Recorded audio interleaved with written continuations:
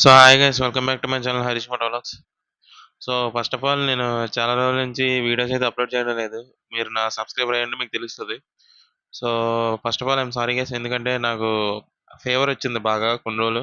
తర్వాత మా mother fever వచ్చింది, ఒక 1 వీక్ 2 వీక్స్ అలాగా అసలు ఎటు బయటికి వెళ్ళకుండా అయిపోయింది. తర్వాత కొన్ని పర్సనల్ పనులు వాటి వల్ల యూట్యూబ్ మీద ఎక్కువ ఫోకస్ చేయలేకపోయింది. సో లాంగ్ వీడియోస్ అప్లోడ్ చేయలేదు, కానీ షార్ట్ వీడియోలు అయితే అప్లోడ్ చేస్తూనే ఉన్నాను.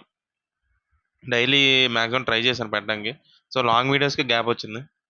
సో ఈ వీడియో వచ్చేసరికి దేని గురించి అంటే, నా NS200 మైలేజ్ టెస్ట్ చేశాను కదా. వీడియో ఎవరైనా చూడకపోతే నేను కామెంట్ సెక్షన్లో లింక్ ఇస్తాను. ఫస్ట్ ఆ వీడియో అయితే చూడండి. NS200 మైలేజ్ మంచి మైలేజ్ వచ్చింది. సో నాకు మైలేజ్ 50+ వచ్చింది. కరెక్ట్గా చెప్పాలంటే 53 అంత వచ్చింది అంటుంది, 53.2. సో ఎలా వచ్చింది ఏంటనేది ఈ వీడియో తాలూకా మెయిన్ కాన్సెప్ట్ అనమాట. అంటే మెయిన్ ఈ వ్లాగ్ తీయడం కారణం, అంత మైలేజ్ NS200 అనేది రాదు కాబట్టి ఎలా వచ్చిందో నేను చెప్తాను. నేను ఏం చేశాను, ఏ ఏ స్టెప్స్ ఫాలో అయ్యాను అంత మైలేజ్ రావడానికని. సో ఫస్ట్ ఆఫ్ ఆల్, ఎవరైనా సబ్స్క్రైబ్ చేసుకుని ఉండకపోతే ఛానల్ని సబ్స్క్రైబ్ చేసుకోండి. సో మంచి మంచి కంటెంట్తో నేను వీడియోస్ అయితే చేస్తున్నాను. ఆల్రెడీ నా దగ్గర వేరే స్కూటీ కూడా ఉంది, ఎంటార్క్. అందులో కూడా 48 మైలేజ్ వచ్చింది. ఆ వీడియో కూడా పోస్ట్ చేశాను, ఎలా వచ్చిందో ఆ వీడియో కూడా మీరు చూడండి. నా ఛానల్ ఉంటుంది, కావాల్సిన లింక్ కామెంట్ సెక్షన్లో ఇస్తాను, ఎంటార్క్ వీడియో కూడా. సో ఎన్ఎస్ గురించి మాట్లాడుకున్నట్టయితే, ఎన్ఎస్ కంపెనీ క్లెయిమ్ చేస్తున్న మైలేజ్ 35-40 ఉంటుంది. జనరల్గా ఓనర్స్కి వచ్చే మైలేజ్ కూడా 35-40 మధ్యలో వస్తుంది. 38-39 అలా వస్తుంది. నాకు కూడా అంతే వచ్చేది. నేను కొన్ని స్టెప్స్ ఫాలో అయ్యాను. ఆ స్టెప్స్ ఫాలో అయిన తర్వాత నా మైలేజ్ 50+ అనేది దాటింది. ఇంకొక విషయం ఏంటంటే, నాకు వచ్చిన మైలేజ్ హైవేలో వచ్చిందనమాట. సిటీలో ఎప్పుడు 53 వస్తుందని అయితే ఎక్స్పెక్ట్ చేయకండి.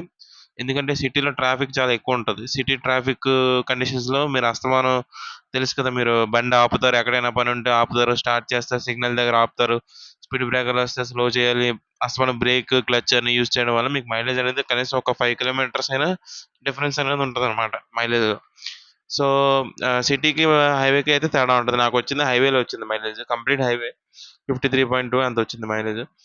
సో నేను ఇప్పుడు అంత హైవేలో NS50 దాటడం అన్న అంటే NS50 దాటి రావడం అన్న గ్రేటే. ఎందుకంటే NS200 హైవేలో కూడా వస్తే మా అయితే 40, లేదా గట్టిగా కొడితే 42 అలా వస్తుంది హైవేలో అయినా సరే. ఇందులో రావడానికి కారణం ఏంటంటే చెప్తాను, ఆగండి ఒక్క నిమిషం పెట్రోల్ వేయించుకొని.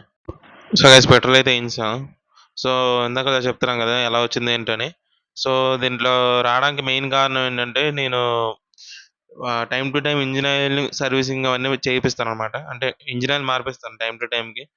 నెక్స్ట్ నేను చేసే మొదటి పని, అంటే మెయిన్ పని ఏంటంటే, సర్వీసింగ్ చేయించినప్పుడల్లా, నేను ముందు వీడియోలో చాలాసార్లు చెప్పాను, సర్వీసింగ్ చేయించినప్పుడల్లా నేను ప్లగ్, ఎయిర్ ఫిల్టర్ అన్నీ క్లీన్ చేస్తాను. పాడైపోతే రిప్లేస్ చేస్తాను, రెండును.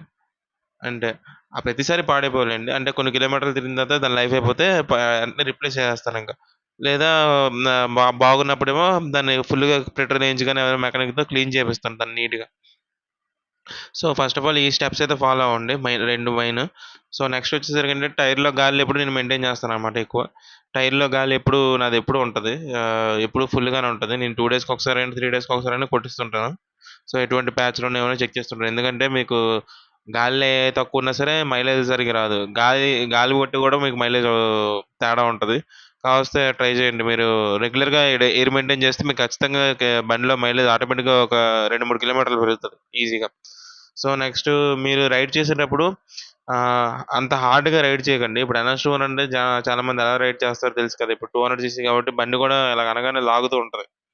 సో మీరు అప్పుడు ఏం చేయాలంటే, హార్డ్గా రైడ్ చేసిన టైంలో చేయండి. మ్యాక్సిమం మీరు ఎప్పుడైనా బండి తోలుతున్నప్పుడు కానీ అలాగైనా కొంచెం ఎకానమీ మెయింటైన్ చేయండి. ఎకానమీ అంటే 200cc ఒక 60-70 స్పీడ్ అనమాట. ఇప్పుడు సిటీలో ఉన్నారనుకోండి, ఒక 40-50 అలా మెయింటైన్ చేయండి. ఒకసారి లేకపోతే గేర్లు మార్చినా ఏం మార్చినా ఒక్కసారి ఎత్తికండి బండిని. నెమ్మదిగా క్రాస్ చేయండి. అంటే ఆర్‌పిఎం ఇప్పుడు 4000, 5000 ఉండేలా చూసుకోండి. అంతకు మించి ఎక్కువ వెళ్ళేలా చూసుకోకండి, హైవే అయినా సిటీ అయినా. ఇది కూడా చాలా ఇంపార్టెంట్ టిప్ ఇది. సో ఇంకా నేను చేసింది ఏంటంటే, కార్బొరేటర్ క్లీనింగ్ చేయించాను అనమాట. అంటే కార్బొరేటర్ కొన్ని కొన్ని కిలోమీటర్లు తిరిగిన తర్వాత అంటే కొన్ని వేలు తిరుగుతాం కదా బండి మీద. నాది ఓల్డ్ మోడల్ BS4 మోడల్ కాబట్టి నాకు కార్బొరేటర్ ఉంటుంది. ఇప్పుడు వచ్చిన మోడల్‌కి ఫీల్ ఇంజెక్టర్ ఉంటుంది. నా మోడల్ కార్బొరేటర్ ఉంది. నా కార్బొరేటర్ నేను క్లీన్ చేపించుకున్నాను. సో, నెక్స్ట్ ఆ మైలేజ్ ట్యూనింగ్ కూడా చేస్తారు మెకానిక్‌ని అడిగితే. అక్కడ ఎయిర్ స్క్రూ ఉంటది కదా! ఆ air screw, air fuel mixture screw అవన్నీ ఉంటాయి. అవి మనకు కరెక్ట్‌గా తెలీదు గానీ నేనైతే మెకానిక్ దగ్గరికి వెళ్ళమని రికమెండ్ చేస్తాను. యూట్యూబ్‌లో అయితే వీడియోలుంటాయి. మనం కూడా చేసుకోవచ్చది. కానీ మనకు కరెక్ట్ తెలీదని అని నేను అనుకుంటున్నాను. ఎందుకంటే అటు తిరిగి చేసినా సరే ఇబ్బందే. సో, ఎవరైనా మంచి మెకానిక్ దగ్గరికి తీసుకెళ్తే బాగా అంటే బాగా ఆళ్ళు అడ్జస్ట్ చేస్తారు. మైలేజ్ కోసం ఒకసారి ఎయిర్ స్క్రూ అడ్జస్ట్ చేయండి అంటే ఎవరైనా చేస్తారు. ఏ మెకానిక్ అయినా. సో, మంచి మెకానిక్ దగ్గరికి తీసుకెళ్ళి చూపించండి. సో, ఇలా చిన్న చిన్న టిప్స్ ఫాలో అవ్వడం వల్ల నాకు 50 ప్లస్ మైలేజ్ అయితే వచ్చింది ఎన్ఎస్‌లో. ఎన్ఎస్ 200 అంత మైలేజ్ వచ్చేసరికి నేను కూడా షాక్ అయిపోయాను వీడియోలో. నా మైలేజ్ స్టేజ్ అయితే జెన్యూనే. నేను ఎక్కడ ఏం ఫేక్ చేయలేదు. సో, అదే ఇంకా కొన్ని టిప్స్ ఉన్నాయి. అది కూడా చెప్తాను ఆగండి. నెక్స్ట్ మీరు ఇంజిన్ ఆయిల్ మార్చేటప్పుడు ఆయిల్ ఫిల్టర్ కూడా మారుస్తూ ఉండండి. అది కూడా చాలా ఇంపార్టెంట్. ఇంకో టిప్ వచ్చేసరికి ఏంటంటే చైన్ హెల్త్ కూడా చెక్ చేయించాలి ఇప్పుడు. అంటే చైన్ ఎలా ఉందో ఆబ్వియస్‌గా మీరు చూపించాలి. రెండోది ఏంటంటే చైన్ లూజ్, టైట్ ఉంటాయి కదా! దాంట్లో కూడా డిపెండ్ అయి ఉంటది. ఇవన్నీ చిన్న చిన్నవే మనం అనుకుంటాం గానీ, ఈ గాలి, చైన్ అవన్నీ చాలా చిన్నవే. కానీ ఇవే మెయిన్ మన బండి ఎంత ఫ్రీగా రన్ అవుతుందని దాని మీద బేస్ అయి ఉంటాయన్నమాట. అయి ఎంత కరెక్ట్‌గా ట్యూన్ అయ్యి ఉంటే అంత ఫ్రీగా బండి పరిగెడతది. అది ఎంత పరిగెడితే అంత మైలేజ్ ఇస్తది. సో, అది మెయిన్ పాయింట్ ఇక్కడ. అందుకే చైను గాలి అన్నీ ఇంపార్టెంటే. చిన్న చిన్నవిగా అనిపించొచ్చు గానీ అన్నీ ఇంపార్టెంటే. క్లచ్ మూవ్‌మెంట్ మనం పట్టుకునే క్లచ్ మూవ్‌మెంట్ కూడా ఇంపార్టెంటే. అస్తమానం క్లచ్ మాత్రం వాడకూడదు. అంటే అస్తమానం అంటే ఇప్పుడు కొంతమంది తెలియక బిగినర్స్ ఉంటారు కదా! ఆళ్ళలాగా క్లచ్ హాఫ్ పట్టించుకొని అలాగా బండి అలాగా తీసుకెళ్ళిపోతుంటారు. అలా కూడా చేయకూడదెప్పుడు. సో, మనం గేర్ మార్చేటప్పుడు క్లచ్ మీద నుంచి చెయ్యి తీసేయాలి. అలాగనమాట. కొన్ని కొన్ని చిన్న చిన్నవుంటాయి. అది మనకు తెలియకుండా మనం రైడ్ చేస్తుంటాం. ఆటి వల్ల కూడా 1, 2 కిలోమీటర్లు తేడా వచ్చే అవకాశాలుంటాయి. సో, నెక్స్ట్ టిప్ వచ్చేసరికేంటంటే, ఇంజిన్ ఆయిల్ ఏసినప్పుడు మీరు ఫుల్లీ సింథటిక్ ఇంజిన్ ఆయిల్ ఏయడానికి ట్రై చేయండి. అంటే, మనం ఒక్కోసారి క్యాస్టర్ అలాంటివి ఏస్తాం గదా! అంటే ఎప్పుడైనా ఒకసారి వీలుంటే మీరు మోటివ్‌లో ఏయించండి. మోటివ్ ఇంజిన్ ఆయిల్ చాలా బావుంటదనమాట. నేను వాడిన తర్వాత నాకు చాలా తేడా వచ్చింది. చాలా మందికి ఆల్రెడీ ఇప్పుడు చాలా మందికి తెలిసే ఉంటది మోటివ్‌ల కోసం. సో, చాలా మంది మెకానిక్‌లు గూడా మనకు చెప్తారు మోటివ్ ఇంజిన్ ఆయిల్ బావుంటదని. ఆన్‌లైన్‌లో దొరుకుతది. ఆ ఇంజిన్ ఆయిల్ ఏసిన తర్వాత మీకు పర్ఫార్మెన్స్, మైలేజ్ ఆటోమేటిక్‌గా మీకు పెరుగుతాయి. లేదు మీకు నాకు లో బడ్జెట్‌లో సరిపోద్దంటే క్యాస్టర్ ఆయిల్ బావుంటది. బజాజ్ ఆయిల్ గూడా బానే ఉంటది. Company oil.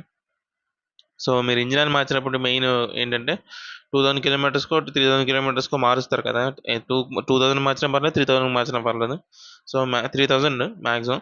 3000 కిలోమీటర్స్ మారుస్తారు కదా! మీరు మార్చినప్పుడు మెయిన్ చూసుకోవాల్సిందేంటంటే ఇంజిన్ ఆయిల్ తాలూకా లెవెల్ ఎంతుందో కూడా చెక్ చేసుకోవాలి. అంటే ఏసినప్పుడు కాదు, తీసినప్పుడు లెవెల్ కూడా చూసుకోవాలి. అంటే మన బండి తనకి ఇంజిన్ కండిషన్ కూడా చెప్పేస్తదనమాట. అంటే ఇప్పుడు తీస్తున్నప్పుడు మనకి లెవెల్ తక్కువొస్తుందనుకోండి, ఇంజిన్‌లో ఏదో ప్రాబ్లమ్ ఉన్నట్టే. అంటే బోరుకు రావడం ఏదో స్టార్ట్ అయినట్టే.